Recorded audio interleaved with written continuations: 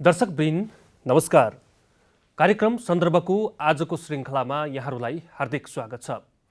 सन्दर्भको आजको श्रृङ्खला पछिल्लो देशमा विद्यमान विकसित राजनीतिक अवस्थाका पेरिफेरीमा कुराकानी गर्नेछौँ र पछिल्लो समय नेकपा माओवादी केन्द्र लगायत सत्तारूढ दलहरू यति बेला निर्वाचनको तयारीमा जुटेका छन्। नजिकै रहेको राष्ट्रिय सभाको निर्वाचनका निम्ति सरकार तयारी छ, आयोगले पनि यसको तयारी गरिरहेको छ। मौन अवधिको समय पनि सुरुवात भइसकेको अवस्था छ। आजका दिनमा राष्ट्रिय सभाको निर्वाचन मात्रै होइन, संसदीय निर्वाचन, स्थानीय तहको निर्वाचन, प्रदेश निर्वाचनको क्रमशः मितिहरू नजिकै आइरहेको अवस्था छ। यो बीचमा तीनै तहका निर्वाचनहरू एकैपटक गर्दाखेरि राज्यलाई व्ययभारबाट मुक्त गर्न सकिने, कम व्ययभारमा निर्वाचन गर्न सकिने सत्ता गठबन्धनको प्रस्ताव अगाडि सारिएको छ भने प्रमुख प्रतिपक्षी दल नेकपा एमाले तोकिएकै समयमा सम्बन्धित निर्वाचन हुनुपर्ने गरी आफ्नो अडान दोहोर्याउँदै आएको छ। योभन्दा अगाडि नेकपा माओवादी केन्द्रका अध्यक्ष पुष्पकमल दाहाल प्रचण्डले पनि अन्य निर्वाचनभन्दा अगाडि संसदीय निर्वाचन गर्ने गरी जुन प्रस्ताव अगाडि सार्नु भएको थियो, यो प्रस्तावमा पनि छलफल विचार विमर्श हुन बाँकी छ। यद्यपि तीनै तहको निर्वाचन एकैपटक गर्दा देशलाई ठुलो व्ययभारबाट कम गर्न सकिन्छ, जोगाउन सकिन्छ भन्नेतर्फ पनि विश्लेषणहरू भइरहेका छन्। आज यिनै विषयवस्तुहरू रहनेछन् कार्यक्रमका र माओवादी केन्द्रको भर्खरै सम्पन्न पुस 11 गतेदेखि 18 गतेसम्म चलेको राष्ट्रिय महाधिवेशनले दिएको ऊर्जा, त्यसले ल्याएको एउटा लहर, पार्टीलाई अगाडि बढाउनका निम्ति त्यसले खेलेको भूमिका, युवाहरूको त्यसमा प्रतिनिधित्व लगायतका विषयहरू पनि रहनेछन्, जसका निम्ति मैले आज अतिथि निम्ति आएको छु। शिवराम यादव, नेकपा माओवादी केन्द्रका युवा नेता, संविधान सभा सदस्य, आजका अतिथि हुनुहुन्छ। यहाँलाई स्वागत छ। धन्यवाद, नमस्कार। अब सुरुमा महाधिवेशनकै प्रसङ्गबाट जाउँ। महाधिवेशन भर्खरै सम्पन्न भएको छ, त्यसबाट एउटा जस्तो जोस आउनुपर्ने हो, जस्तो उमङ्ग आउनुपर्ने हो, त्यो खालको उमङ्ग यद्यपि छैन होला। तपाईँहरूको माघ 27 गते पछाडि मात्रै पदाधिकारीहरूको चयन गर्ने गरी पार्टीले सर्कुलर गरेका छ। यो महाधिवेशनले चाहिँ दिन खोजेको सन्देशलाई चाहिँ यहाँले कसरी विश्लेषण गरिरहनु भएको छ आजको दिनमा? महाधिवेशनले निकै ठुलो सन्देश जनतामा एउटा दिएको छ। खास गरेर यो बिचमा एउटा जुन स्थिति हो सङ्क्रमण काल र त्यसपछि संविधान निर्माणका कालमा जुन यो किसिमको कार्यनीतिक जुन कार्यदिशाका सवालहरू जुन छ, त्यसको बारेमा ठुलै भनौँ नि यो बिचको अवधिको समीक्षा गरेर यसमा भएका कमी कमजोरीहरू के रहे त, के कारणले माओवादी त्यत्रो पहिलो पार्टीबाट तेस्रो पार्टी भनौँ न तेस्रो अवस्थामा आयो, त्यसका कमी कमजोरीहरू के रहे त, हैन, यी चिजहरूको समीक्षा गर्ने कामहरू पनि भए र त्यसमा खास मुख्य रूपमा माओवादीमा आएका हैन धेरै त्यो आचरण लगायतका धेरै चिजहरूमा जुन समस्याहरू देखिए, त्यसलाई कसरी हैन अब फेरि रूपान्तरण हुने र नयाँ ढङ्गले देशमा जुन जनताले अपेक्षा गरेका थिए कि यो भनौँ नि नयाँ ढङ्गले देश अगाडि बढ्नेछ भन्ने एउटा ठुलो अपेक्षा थियो।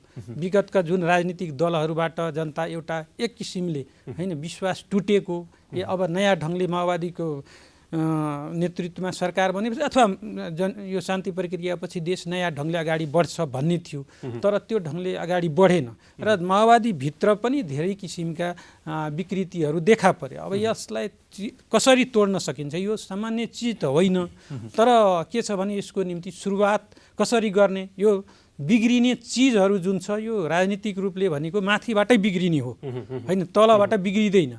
त माथिबाटै यसको चाहिँ भनौँ नि यो मूल्य आफ्नो भनौँ नि आत्मसमीक्षा गर्ने कामहरू भएको छ, होइन, कि कमजोरीहरू स्वीकार्ने काम भएको छ मुख्य रूपमा माथिबाटै महाधिवेशनबाट। मुख्य कुरो यही हो कि अब कमजोरी स्वीकारेपछि त्यसलाई समाधान गरेर अगाडि बढ्ने र त्यसपछि जब व्यवहारमा गइन्छ त्यसपछि जनताले फेरि होइन माओवादी अब नयाँ ढङ्गले अगाडि बढेको छ भन्ने विश्वास दिनलाई समय त लाग्छ, तुरन्तै हुन्छ भन्ने त छैन। समग्रमा हेर्दाखेरि चाहिँ जुन पुरानो नजिर जुन थियो त्यही नजिर स्थापित भए जस्तो पनि देखियो।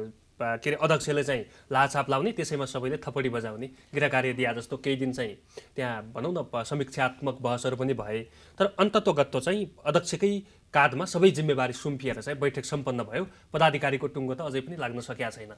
यसले चाहिँ ऊर्जा थप्या हो वा चाहिँ निरन्तरता हो? यो होइन यस्तो छ। अहिले तपाईँहरूले देखिराख्नु भएछ कि हामीले जुन यत्रो जनयुद्ध र जनआन्दोलनद्वारा प्राप्त उपलब्धिहरू छन् त्यसमाथि अहिले पनि यथास्थितिवादी प्रतिक्रियावादीहरू प्रतिगामीहरू चाहिँ त्यसको विरुद्धमा षड्यन्त्रहरू गरिरहेको छ र यो आन्दोलनको भनौँ यो शान्ति प्रक्रियाको सबैको अगुवाई र यो नेतृत्व गरेको हुनाले उहाँको काँधमा ठुलो जिम्मेवारी छ र यसलाई प्रचण्डको काँधमा ठुलो जिम्मेवारी छ र यसलाई जोगाउनु पनि छ र संस्थागत गरेर होइन यसलाई थप अधिकार प्राप्तिका दिशामा होइन अगाडि बढ्नुपर्ने जिम्मेवारी छ। यस्तो अवस्थामा हामीले नेतृत्व चाहिँ हाम्रो सर्वसम्मत नेतृत्व सबैको त्यसमा कसैको त्यो रहेन। अध्यक्ष कमरेडप्रतिकै विश्वास र आन्दोलनलाई कसरी अगाडि बढाउने त्यो ढङ्गको टिम तयार गर्ने जिम्मा निश्चित रूपमा उहाँलाई दिनुपर्छ भन्ने नै हो महाधिवेशनको त्यही अनुसारले भएको छ र त्यो सर्वसम्मत रूपमै भएको छ।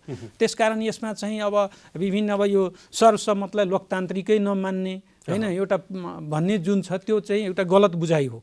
मुख्य कुरो अहिलेको आवश्यकता के हो अभिभारा के हो त्यसलाई बुझेर त्यो ढङ्गले निर्णय गरेको छ। जस्तो अध्यक्षको भाषण चाहिँ भोलि सम्हाल्न सक्ने त्यो कमान्ड गर्न सक्ने त्यो तरिकाको चाहिँ भनौँ न त्यो तयारी हुने खालको त्यस्तो नेतालाई चाहिँ अगाडि बढाउने खालको पार्टीमा त्यस्तो देखिएन। प्रचण्ड पछिको हायरार्की हेर्दाखेरि एकदमै लो लेभलमा जस्तो युवा नेतृत्व पुस्तान्तरणका कुराहरू आए नि। प्रचण्ड पछाडि हिजो जति पनि लडाकु हतियार बोकेर जनयुद्धमा हुमिनुभयो होइन उहाँहरूको त्याग योगदान बलिदान आफ्नो ठाउँमा छ। उमेरका हिसाबमा उहाँहरूले चाहिँ त्यो एउटा स्टेज पार गरिसक्नु भएको छ। त्यसपछि नेतृत्व लिन सक्ने त्यसपछि कार्ययोजना बनाएर अगाडि बढ्न सक्ने युवाहरूको चाहिँ कता कता खाँचो देखियो क्या पार्टीमा? होइन त्यस्तो अब बाहिर एउटा प्रचार गरे जस्तो स्थिति होइन। वास्तवमा माओवादी नेतृत्वमा हेर्ने हो भने प्राय युवै छन्। प्रचण्ड कमरेड बाहेक जति पनि छन् प्राय हेर्ने हो भने सबै युवा छन् होइन। त्यसकारण यो चिज त यो होइन करिब करिब सबै युवा यो राजनीतिक हो सबै हेर्ने त्यो त हुँदैन। युवा भनेको विचार नै हो एउटा युवा विचार इनर्जी हो। त्यसमा परिवर्तनप्रतिको अडान कतिको छ चाहना कतिको छ दृढता कतिको छ त्यही हो होइन। तर मूल रूपमा अहिले हेर्ने हो भने युवा उमेरकै नेताहरू नै छन्। त्यसकारण अब युवाहरू भन्नुहुन्छ भने अरू हाम्रो के हो भने अब उमेर अनुसार नेतृत्वको श्रृङ्खला होइन बनाउने होइन पहिलो पुस्ता दोस्रो त्यस्तो सबै चाहिँ त्यो 3-in-1 भन्छन् नि त्यस्तो ढङ्गले अहिले एक किसिमले युवालाई पनि कसरी उमेरको हिसाबले पनि युवालाई कसरी समावेश गर्ने भन्ने कुरा पनि विधान त नै त्यो उल्लेख गरेर त्यो ढङ्गले पनि अगाडि बढाएको छ। त्यसकारण त्यो चिज अब रहँदैन। जहाँसम्म तपाईँले भन्नुभयो कि अब अध्यक्ष कमरेड पछि को हो भन्ने खालको म त के देख्छु भने अध्यक्ष कमरेड पछि हाम्रो थुप्रै लिडरहरू त्यसको निम्ति एकदम तयार हुनुहुन्छ। तर अहिले हाम्रो अध्यक्षको विकल्प खोज्ने पक्षमा हामी छैनौँ। अहिले हामीसँग हाम्रो काँधमा हाम्रो अगाडि ठुलो जिम्मेवारी छ जो उहाँकै नेतृत्वमा सफल हुन सक्छ होइन। उहाँले नै सबैलाई कमान्ड गरेर अगाडि बढाउन सक्नुहुन्छ। अहिले हामी यताउता दायाँ बायाँ गर्दाखेरि चाहिँ हाम्रो जुन यत्रो प्राप्त उपलब्धि छ त्यो गुम्न सक्छ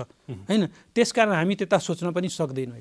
होइन पार्टीले चाहिँ हिजो जनयुद्ध कालमा चाहिँ महत्त्वपूर्ण भूमिका निर्वाह गरेका नेताहरूलाई गुमाउनु पर्यो होइन। हामी उदाहरणै दिउँ डाक्टर बाबुराम भट्टराई होइन। हिजोका दिनमा उहाँको एउटा गरिमा जुन पार्टीभित्र उहाँको श्रेयलाई हेरिन्थ्यो उहाँ चाहिँ अहिले फरक पार्टीमा हुनुहुन्छ। त्यस्तै गरी टोपबहादुर राईमाझी रामबहादुर थापा बादल होइन कमान्डर उहाँ चाहिँ भनौँ न जनयुद्धको कमान्डर। यस्ता यस्ता हुनहार व्यक्तिहरूलाई चाहिँ पार्टीले किन गुमाइरहेको छ भन्ने तर्फ पनि त्यति धेरै डिस्कस छलफल पार्टीमा भए जस्तो भएन। कालो गए गोरो आउँछ गोरो गए कालो आउँछ भने जस्तो त्यो टाइपको चाहिँ देखियो होइन। यो आन्दोलनमा यस्तो हुन्छ होइन। व्यक्तिहरू पनि अब के भनौँ अब तपाईँको अब पञ्चायत व्यवस्थाका विरुद्धमा लडेका 20 वर्ष जेल बसेका खड्गमान सिंह थिए होइन। 20 वर्ष जेल बसेर पञ्चायतमा फेरि आत्मसमर्पण गरे। यस्तो चिज हुन्छ यस्तो नेतृत्वमा भन्ने कुरो। अब यो के भने यो आन्दोलन यो सङ्घर्ष भनेको यो लामो प्रक्रिया हो होइन।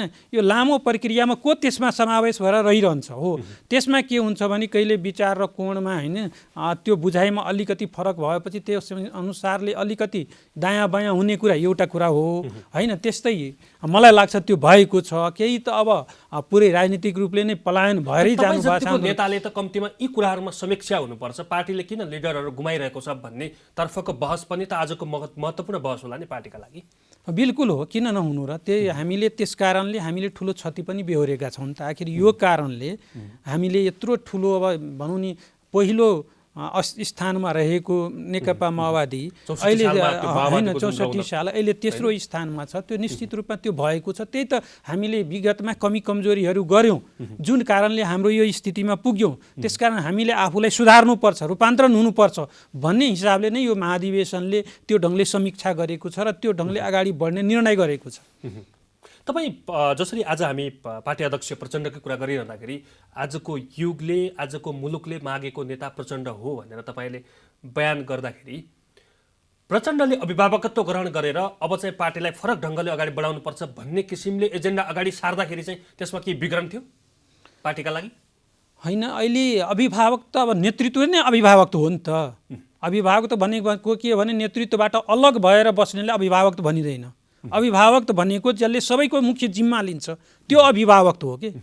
त्यसकारण तपाईँले जुन भन्नुभएको छ हामी त त्यहीमा छौँ, अभिभावकमै हुनुहुन्छ नि त उहाँले यसको अभिभावक लिनुभएको छ र त्यसलाई कसरी अझै अगाडि बढाउने भन्ने मुख्य जिम्मेवारी लिएर त अगाडि बढिराख्नु भएको छ। जसका निम्ति उहाँ चाहिँ अध्यक्ष नै भइराख्दाखेरि थप पार्टीलाई मल्जन हुने भयो भन्ने सबै नेताहरूको कन्क्लुजन निस्क्यो। त्यसैले उहाँहरू सर्वसम्मत मुख्य कुरो हुनुभयो, पुनः दोहोरिनु भयो। बिल्कुल बिल्कुल बिल्कुल त्यसमा ल ठिक छ। यो बहस चाहिँ हामीले चाहिँ तपाईँको राष्ट्रिय महाधिवेशनको अवसरमा केन्द्रित रहेर बहस गऱ्यौँ। तपाईँसँग मेरो पहिलो अन्तर्वार्ता हुँदैछ आज। हजुर। अर्को एउटा महत्त्वपूर्ण बहस उब्जिया छ यादवजी। तपाईँ 2064 सालको संविधान सभा सदस्य होइन, राजकीय पदको पनि स्वाद यहाँले चाख्नु भएको छ। अहिले चाहिँ पार्टीका धेरै अन्तरसङ्घर्षहरूको पनि तपाईँ भागीदार हुनुहुन्छ, भोगी हुनुहुन्छ। यो बिचमा चाहिँ नेकपा भन्यो, नेकपामा चाहिँ एउटा एक किसिमको जुन त्यो चहल पहल आएको थियो त्यो क्षणभरमै तुइने स्थिति आयो होइन। माओवादीले पनि धेरै नेता गुमायो, एमाले पनि धेरै नेताहरू गुमायो, तेस्रो अर्को शक्ति उदयमान भयो राज्यमा, मुलुकमा। यी धेरै यावत कालखण्डहरूलाई हेर्दाखेरि चाहिँ राजनीतिक सिनारीको विषयमा हामीले बहस गऱ्यौँ। अब निर्वाचन आउँदैछ होइन, नेकपा हुँदा लड्दाखेरिको निर्वाचन त एकदमै जोसिलो पनि थियो, आँटिलो थियो। बिल्कुल। तपाईँहरू त ढुक्क हुनुहुन्थ्यो होइन त्यो बेलाको। अब गठबन्धनको सरकार छ, फेरि राष्ट्रिय सभाको निर्वाचनको त मौनवधि सुरु भइसकेको स्थिति छ। त्यस पछाडिका निर्वाचनहरू पनि एकमुष्ट ढङ्गले चाहिँ गर्नुपर्छ, राज्यको धेरै ठुलो सम्पत्ति दोहन हुनबाट जगेर्ना गर्नुपर्छ, त्यो व्यवहारलाई चाहिँ कम गर्नुपर्छ भनेर विश्लेषण उठाएका छन्। तपाईँकै पार्टीका अध्यक्ष प्रचण्डले समेत यो प्रस्तावलाई अगाडि सार्नु भएको छ गठबन्धनमा। त्यसको निर्णय केही दिनमा होला। तर तपाईँको व्यक्तिगत विचारमा आज हामीले बहस गर्दाखेरि यदि तिनै तहको निर्वाचन एकैपटक गर्न सम्भव छ हाम्रो मुलुकमा भन्ने प्रश्न उब्जिएको छ, यसलाई कसरी हेर्नुहुन्छ? होइन, अब एउटा कुरा के छ भने यो संवैधानिक हिसाबले एउटा जटिलताहरू छ, त्यसले एउटा किसिमले होइन व्याख्या गरेको छ संविधानमा जुन छ धाराहरूमा। र यो स्थानीय निर्वाचन ऐन सम्बन्धी जुन हेर्ने हो भने त्यसमा फरक फरक किसिमले छ। तर के हो भने राष्ट्रको आवश्यकता के हो? अहिले संसारभरि देखिएको यो महामारी होइन, यो कोभिड महामारीको कारणले संसारभरि जुन एक किसिमले होइन आर्थिक हिसाबले होइन ठुलो एउटा भनौँ न देशमा होइन त्यो आर्थिक भार परेको छ अथवा आर्थिक हिसाबले त्यो स्थिति छ होइन। आर्थिक गतिविधिहरू ठप्प छ, सारा संसारको चाहिँ भनौँ नि त्यो ग्रोथ रेट भन्ने हो भने एकदमै त्यो कम भएको छ, स्थिति त्यस्तो छ। यस्तो बेलामा हामीले यो उत्पादनमा लगाउनु पर्ने होइन, यो राज्य अहिले चुनावमा ठुलो खर्च हुन्छ, सामान्य खर्च हुन्न। हाम्रो एउटा चिन्तन के छ भने सरकारको पैसालाई राज्यको पैसा बुझ्ने तर जनताको पैसालाई राज्यको पैसा नबुझ्ने एउटा ठुलो चिन्तन छ कि हाम्रोमा, त्यो हावी छ। त्यसकारणले के हुन्छ भने राज्यबाट भइरहेका भ्रष्टाचारप्रति होइन चिन्ता गर्ने तर जनताका पैसामा जुन खेर गइरहेको छ त्यसप्रति राज्यले त्यति चासो लिइरहेको हुँदैन। त्यसकारण के हो भने जस्तो एउटा चुनाव हुन्छ, चुनावमा जति खर्च राज्यको हुन्छ त्योभन्दा कैयौँ गुणा खर्च होइन तपाईँको राजनीतिक दलका नेताहरूले व्यक्तिहरूले गरेको हुन्छ। त्यो ढङ्गको त्यो पैसा पनि यो उत्पादनमूलक खर्चमा भइरहेको हुन्न होइन। त्यसकारण चिज के हो भने एउटा चुनाव, दुईवटा चुनाव, तिनवटा चुनाव, तिनवटै चुनावको खर्च कति? एउटै चुनावको खर्च हेर्ने हो भने तपाईँको 14 अर्ब पर्छ राज्यको। त्यो अरू त कुरै छोडौँ, अहिले हामी हेर्छौँ सामाजिक सञ्जाल, अहिले हामी हेर्छौँ सामाजिक सञ्जाल हेर्छौँ, सामाजिक सञ्जाल हामी खुबै प्रयोग गर्छौँ। तर त्यो प्रयोग गर्छौँ त्यो सामाजिक सञ्जालको पैसा कहाँ जान्छ त? यो जम्मै विदेश जान्छ। 14 अर्ब लगभग 10 अर्बसम्म त्यसमा जति छ एउटा चुनावमा त्यति खर्च एउटा अनुमान गरिन्छ कि त्यति त्यति फेसबुक युट्युब लगायतका समीक्षा हो त्यसमार्फत चाहिँ जम्मै पैसा बाहिर गइरहेको हुन्छ। अब ल एउटै चरणमा यदि चुनाव भयो भने के हुन्छ त त्यो सबै पैसा जोगिन्छ।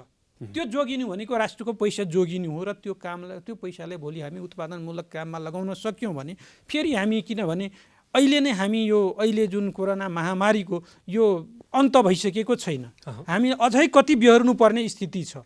यो स्थितिलाई हेरेर किनभने अब यो त संविधानमा त उल्लेख थिएन कोरोना महामारी आउँछ, त्यसअनुसारले हामी संविधानलाई त्यो गर्न त्यसकारण यसलाई हेरेर किनभने संविधान भने जटिलताहरू छन् नि त्यही भन्न खोजेको एकमुष्ट गर्न सक्ने स्थिति छैन। प्रतिपक्षी दलका अध्यक्ष केपी शर्मा ओलीले आइतबार मात्र एउटा विज्ञप्ति जारी गर्नु भएको छ। उहाँले भन्नुभएको छ संविधानका धाराहरू एक एक धारा चाहिँ प्रष्ट पारेर योभन्दा अलावा गयो भने खबरदार भनेर उहाँले खबरदारी दिनुभएको छ। होइन त्यो राम्रो हो आएको केही छैन, तर उहाँले चाहिँ अहिलेसम्म एउटा कुरा के भनौँ भने संसद चल्न दिनुभएको छैन। संसदको तलब पनि उहाँले त पहिल्यै विघटन गरिसक्नु सक्नुभएको हो। उहाँले वास्तवमा भन्नुहुन्छ उहाँले उहाँको नैतिक त्यो छैन। उहाँले त धेरै पहिले चुनाव गराउन खोज्नु भएको थियो नि त। हामीले त यो गठबन्धनले त धेरै ढिलो गर्दैछन् त होइन, त्यसकारण उहाँलाई त यो चुनाव सम्बन्धी होइन त्यो त नैतिक त्यो आधारै छैन। तर चिज के हो भने संविधानमा जुन यो संवैधानिक निकायहरूले गर्ने चुनाव यो संवैधानिक चुनाव भनेको संविधानको व्याख्या अनुसार संविधानमा उल्लेख भएअनुसार नै हुने हो, त्यसलाई हामी तोडेर जान सक्दैनौँ। तर राष्ट्रको अहिलेको आवश्यकता र उहाँहरूको जुन देखिएको भूमिका सदन चल्नै नदिने सदनै चल्न नदिने हो भने त यो सदन किन लम्ब्याइराख्ने, किन त्यत्रो लामो प्रयास भयो यो भनौँ नि राष्ट्रिय सहमतिको लागि सर्वदलीय बैठक बोलाउँदाखेरि पनि बैठकमा नआउने, उहाँको घरै निवासमै जाँदाखेरि पनि उहाँले त्यहाँ तै पनि उहाँ बैठकमा नआउने होइन, त्यो नगर्ने भएपछि र लगातार होइन अब जबकि अदालतले गरेका 14 जना सांसदहरूलाई खुरुखुरु के अरे संविधान संसद भवनभित्र छिर्न दिएपछि पस्न दिएपछि उहाँहरूको त त्यो अडानै छ। हामीले कारबाही गरेका यी सांसदहरूलाई किन कारबाही नहुने? हिजोका दिनमा एमालेमा प्रवेश गरेका माओवादीका सांसदहरूको सांसद पद खोसिने, तर यी 14 जना सांसद हामीले अदालतको निर्णय अनुसार निर्वाचन आयोगले नै त दर्ता गरेको हो दल हो, त्यो अनुसार उहाँहरूले नै त्यो भनौँ नि त्यो सदनमा त्यो मान्यता पाएको हो। त्यसकारण यो चाहिँ उहाँको त्यतिकै त्यो गफै हो, त्यो त्यति होइन। उहाँको उद्देश्य चाहिँ कसरी यो सरकारलाई डिस्टर्ब गर्ने, काम गर्न नदिने र त्यो बेलामा मुख्य रूपमा उहाँको एकल सरकार जुन एक ढङ्गले निरङ्कुश ढङ्गले चलाइराख्नु भएको छ त्यसको धेरै अहिले भएका भ्रष्टाचारका काण्डहरू अहिले उठिरहेको छ, आइरहेको छ, निस्किरहेको छ। अहिले सदन राम्ररी चल्यो भने ती कुराहरू बाहिर आउँछन्, ती संसदीय समितिका बैठकहरू भनमा ती कुराहरू उठ्ने स्थिति छ। त्यसकारण त्यसलाई भनौँ त्यो बैठकै बस्न नदिने, छलफलैमा जान नदिने, त्यसलाई डिस्टर्ब गर्ने, किनभने उहाँले त आफूलाई ठुलो धेरै विकासका कामहरू गरे, त्यसको पश्चात त्यो भित्र उहाँले कति ठुलो भ्रष्टाचार गर्नुभयो त्यो नदेखिउन्, प्रष्ट नहुन्, जनताको बिचमा नजाउन् भन्ने हिसाबले उहाँले त्यो डिस्टर्ब गरिराख्नु भएको छ होइन। यदि यसै तरिकाले डिस्टर्ब गरिराख्ने हो भने सदनको ऐन कानुनहरू विधेयकहरू पारितै नदिने हो भन्ने यही ढङ्गले हो भने त यो किन धेरै लम्ब्याइराख्ने एकैचोटि एउटा कुरा थियो। अर्को कुरो के हो भने हाम्रो 2079 साल भनेको निर्वाचनको साल हो रियलमा होइन। त्यो त्यसै सालभित्र तपाईँको दुईटै पर्छ, स्थानीय चुनाव पनि पर्छ र त्यो के अरे प्रदेश र प्रतिनिधि सभाको चुनाव पनि पर्छ। र तर के हो भने त्यो अलि अगाडि र पछाडि हो होइन। जस्तो स्थानीय निर्वाचन के छ भने अब तपाईँ जेठ 5 गते सकिन्छ, एउटा चरणको सकिन्छ, 3 चरणमा भएको थियो नि त। 3 चरणको त असोज 5 कि 7 सम्म जान्छ होइन। त्यो अनुसार हेर्ने हो भने त्यतिसम्म जान्छ नि त आखिर होइन। 120 दिन बाँकी छ, त्यो बाँकी छ, त्यति मात्रै होइन नि। त्यसपछि के छ भने आवश्यकता अनुसार 6 महिना बढाउन सकिन्छ स्थानीय चुनावको होइन, त्यो गर्न सकिन्छ। र त्यस अनुसार हेर्ने हो भने यता के अरे त्यो प्रतिनिधि र प्रदेशको चुनाव 79को फागुनतिर तपाईँको त्यो कति गते त्यो भाती संसद सुचारू भयो थियो, त्यो अनुसार पुग्ने रहेछ। त्यो हेर्ने हो भने सबै एकै ठाउँमा पुग्ने रहेछ, एकै ठाउँमा एउटै मिति। अब यो एउटै मिति पुग्ने स्थिति भएपछि हामी देशले किन त्यत्रो ठुलो होइन यो राज्यको पैसा, राज्यको जुन ठुलो पैसा अनुत्पादक चिजमा खर्च हुने स्थिति छ त्यसलाई कसरी हामी जोगाउने, त्यतातिर पनि अहिलेको जुन कोरोनाको महामारीसँग यो जुन छ यसले जुन हाम्रो राष्ट्रिय सङ्कट संसारभरि नै एउटा सङ्कट उत्पन्न भएको छ त्यसबाट जोगिन हैन राष्ट्रिय अर्थतन्त्रलाई जोगाउनको निम्ति पनि हामीले ध्यान दिँदै त्यो ढङ्गले जानुपर्छ। र मेरो भनाइ के हो भने हामी यसमा सबै दल सहमत भएर जानुपर्छ हैन, जाँदा नै राम्रो हुन्छ हैन। हो यदि निर्वाचनलाई प्रयोग गर्ने आफ्नो हितमा कुनै राजनीतिक दलले प्रयोग गर्न चाहन्छ भने स्वतन्त्र निर्वाचन कसरी गराउने भन्ने कुरामा हामी छलफल बहस गर्न सकिन्छ। कुनै पनि किसिमको भनौँ नि राज्यको त्यसमा हैन हस्तक्षेप नहोस् भन्ने हिसाबले कसरी यसलाई निष्पक्ष गराउने हैन, त्यो आचार संहिताहरूलाई कसरी पालन गराउने भन्ने कुराहरूतिर हामी बहस छलफल गर्न सकिन्छ।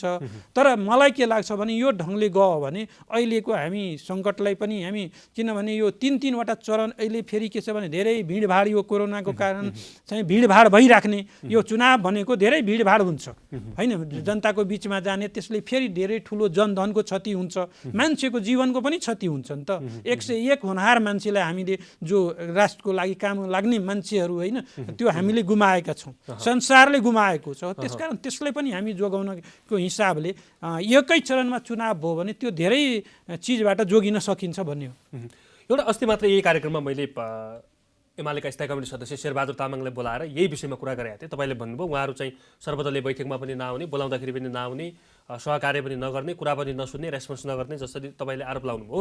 यो कुरामा चाहिँ उहाँहरूको एउटा माग के थियो भने अब हामी सरकारका तर्फबाट कुनै पदाधिकारीहरूलाई तोकेर वार्ताका माध्यमबाट समस्या टुङ्ग्याइने यदि स्थिति आउँछ भने हाम्रा केही एजेन्डाहरूबाट हामी पनि ब्याक हुन तयार छ, एमाले पनि ब्याक हुन तयार छ भनेर उहाँले भन्नुभएको थियो। तपाईँलाई अब सरकारलाई आजको यस कार्यक्रमबाट सुझाव चाहिँ के छ, कसरी चाहिँ अबको प्रक्रिया अगाडि बढ्नुपर्छ? निर्वाचनका मितिहरू नजिकै छन्, दलहरू बीच वैमनस्यता चाहिँ प्रतिपक्षी र गठबन्धन बीचको दूरी चाहिँ बढ्दै गएको स्थिति छ। कतिपय रूपमा त गठबन्धन भत्काउनका निम्ति समेत षड्यन्त्र गर्ने खालका पनि समाचारहरू बाहिरिएका छन्। यसले त पक्कै पनि देशका निम्ति शान्ति गर्दैन। आजका दिनमा तपाईँको एउटा सुझाव के छ, सरकार र प्रतिपक्षी दल चाहिँ अबको दिनबाट चाहिँ कसरी अगाडि बढ्नुपर्छ? अबको दिनबाट एउटा त तपाईँले जुन भन्नुभयो नि, मुख्य लडाइँ के हो भने यहाँ प्रतिगमनतिर, देशलाई नै प्रतिगमनतिर लान खोज्दाखेरि प्रतिगमनको विरुद्धको एउटा यो गठबन्धन हो। त्यसलाई भत्काएर हैन, प्रतिगमनका षड्यन्त्रलाई भत्काएर हैन, भनौँ नि अग्रगामी शक्तिहरूको बिचमा एउटा गठबन्धन भएर यो सरकार अहिले चलिरहेको छ। हो अहिले यो लडाइँ एक किसिमले अदालतबाट त्यो टुङ्गिएपछि त्यो कमजोर भए पनि तर लडाइँ त जारी छ। ती प्रतिगमनका पक्षधरहरू अहिले पनि सङ्गठित भएर कसरी यसलाई कमजोर पार्न सकिने, यो सरकारलाई केही कामै गर्न नदिने हैन, यसलाई निकम्मा बनाउने भन्ने हिसाबले त ऊ लागेकै छ हैन। तर अर्को कुरो के चाहिँ हो भने अब निश्चित रूपमा राज्यको जे भए पनि राज्यको एउटा दायित्व छ।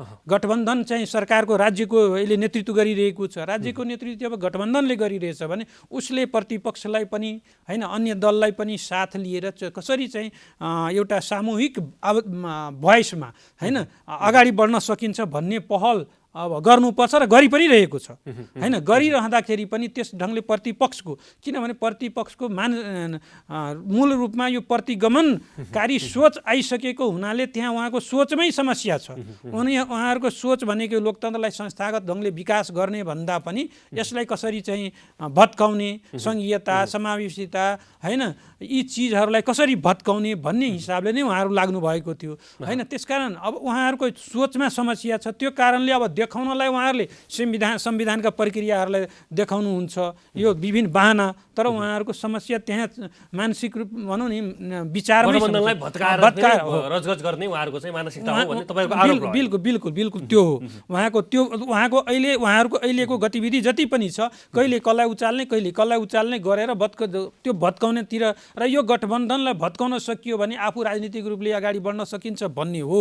तर यो वास्तवमा यो गठबन्धन भनेको यो प्रतिगमनको विरुद्धको गठबन्धन हो र यो चुनाव पछि पनि यो रहन्छ भन्ने खालले गठबन्धनका नेताहरूले चाहिँ भनौँ नि आफ्नो अभिव्यक्तिहरू पनि दिइराख्नु भएको छ हैन, त्यो ढङ्गले। त्यसकारण उहाँहरूले चाहेर गठबन्धन भत्किने स्थिति त छैन। बरु के हो भने हो मैले अघि पनि भने कि प्रतिपक्षलाई पनि हामी, किनभने हामी लोकतन्त्रभन्दा बाहिर, उहाँहरूले पनि लोकतन्त्रको कुरो त गर्नुहुन्छ, चुनावको कुरो गर्नुहुन्छ, तर चुनावबाट भाग्ने किन फेरि त हैन त्यो चिज छ। चुनावमा जाने नै हो भने चुनावमा एउटा बहसमा छलफलमा त जाउँ, एक ठाउँमा त बसौँ। उहाँहरूले खालि चाहिँ अब त्यो के अरे उहाँ एकीकृत समाजवादीलाई देखाएर त्यो बैठकैमा नआउने, छलफलमा नआउने भएपछि त यो त प्रक्रिया त लम्बिने भयो हैन। त्यसकारण मुख्य कुरो के हो भने छलफल बहसमा उहाँहरू आउनु पर्यो हैन। आफूलाई लोकतान्त्रिक पार्टी भन्नुहुन्छ भने लोकतान्त्रिक ढङ्गले अब आउनु पनि पर्यो नि त, बहस छलफलमा आउनु पर्यो, आफ्ना कुराहरू राख्नु पर्यो नि। भएन भने त अब एउटा प्रक्रिया पुर्याएर त यो राज्यले त आफ्नो दायित्व त निर्वाह गर्छ हैन, अगाडि बढ्छ राज्य। राज्य चाहिँ चुप लागेर बस्दैन। राज्यले त जे देखिएको छ अहिले राज्यमा देखिएका सङ्कट र राजनीतिक सङ्कट र यो प्राकृतिक सङ्कट जुन देखिएछ दुइटैको सम्बोधन हुने गरी हैन, हल हुने गरी चाहिँ अगाडि राज्य बढ्छ। हस्, यहाँको महत्त्वपूर्ण समयका लागि म धेरै धेरै धन्यवाद दिन चाहन्छु। धन्यवाद, मलाई बोलाउनु भयो र 2-4 शब्द राख्ने अवसर दिनुभयो, त्यसको निम्ति धन्यवाद। हस्, दर्शकवृन्द, कार्यक्रम सन्दर्भको आजको श्रृङ्खलामा पछिल्लो समय नेकपा माओवादी केन्द्रभित्र देखिएको अन्तरसङ्घर्ष, माओवादी केन्द्रको एजेन्डा, माओवादी केन्द्रको बाटो, पछिल्लो समय नजिकै गरेका तिनै तहका निर्वाचनहरू, आजका दिनमा निर्वाचनलाई कसरी भयरहित ढङ्गले अगाडि बढाउन सकिन्छ, कसरी चाहिँ राज्यको ठुलो व्यवहारलाई चाहिँ कम गर्न सकिन्छ भन्ने विचार विमर्शहरू चलिरहँदाखेरि यिनै पेरिफेरमा रहेर कुराकानी गऱ्यौँ। आजका लागि सन्दर्भको समय सकिएको छ। खेम्बम बिदा हुन्छु। नमस्कार।